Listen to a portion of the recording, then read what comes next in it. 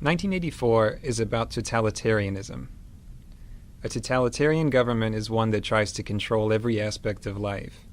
How people spend every minute of their time, even in private, who they can associate with, what they're allowed to say. A totalitarian government even tries to control what people think and what they believe. George Orwell wrote 1984 in the late 1940s. What he knew about totalitarianism was based on the Soviet Union and Nazi Germany. Those governments had come into being not that long before, and they weren't very well understood yet. What Orwell was trying to do with 1984 was to give his readers a clear picture of what life would be like if a free country like England were under totalitarian rule. 1984 takes place in London. The London in the book is a depressing place. There's never enough to eat, the food's disgusting, there aren't enough clothes or shoes or anything to go around, and the city is pretty dilapidated, except for these giant pyramid-shaped government buildings that rise above the landscape. There's some sort of war going on, though no one really understands what it's about. Rockets frequently explode in the streets and blow people to bits. The worst part is that the government is always watching everything people do.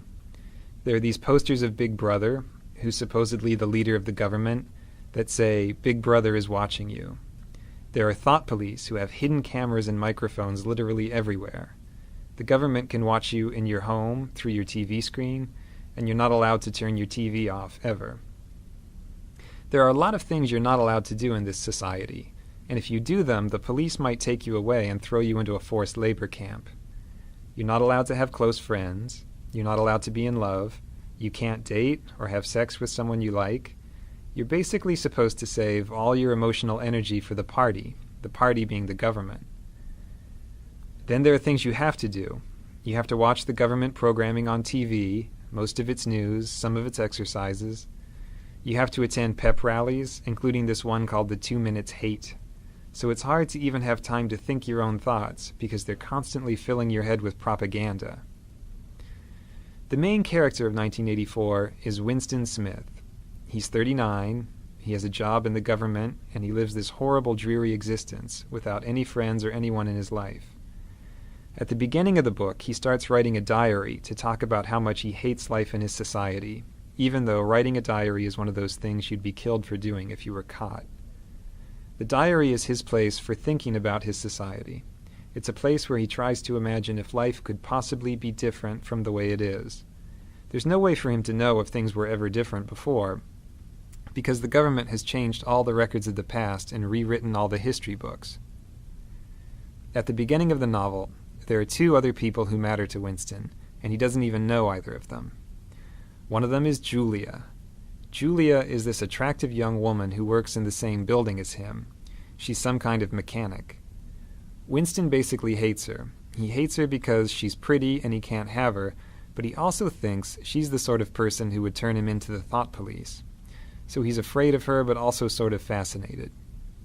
The other person he's interested in is this portly guy named O'Brien, who's a member of the inner party.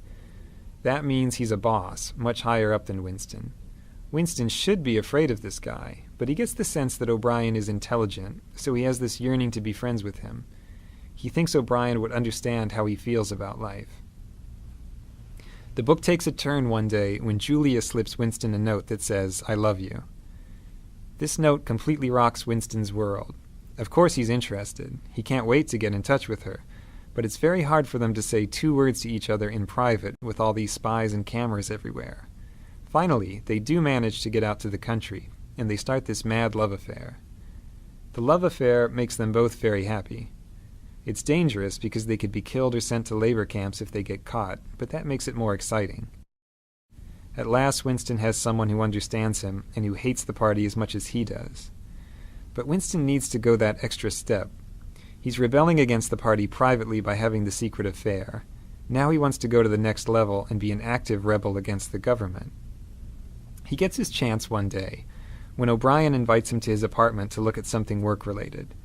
Winston takes a leap of faith and guesses that O'Brien must be part of the rebellion, because no one invites people over to their home. It just isn't done. So he and Julia go to O'Brien's house and confess that they want to be rebels, and O'Brien says, "Yes, I'm a rebel too," and we all read this book that explains why things are the way they are. Winston reads the book, and he's blown away by it. Unfortunately, right after he reads it, the thought police bust in and arrest him and Julia and carry them off to the Ministry of Love to torture them. So we learned that O'Brien wasn't a rebel after all. He just wanted to catch Winston. In the Ministry of Love, they torture Winston in all sorts of horrible ways. They break his bones in his teeth, they use electric shock, they starve him, and on and on. He tells them everything he knows, he confesses to everything they ask him, and he tells them everything he knows about Julia. After torturing him over and over, O'Brien finally tells Winston what it is that the government really wants. What they want is to have total power over the minds of people like Winston. They want people like Winston to say 2 + 2 = 5 and really believe it, not just say it to avoid a beating. For the government, it's purely an exercise in power. They're not trying to control his mind for some other purpose. They just want to exercise total power over people's minds. They finally do break Winston completely, in this place called Room 101, where they do whatever it is you're most afraid of.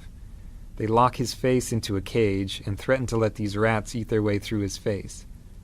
He has a phobia of rats, so he loses it and says, "Do it to Julia, not me," which is a complete betrayal of what's most important to him.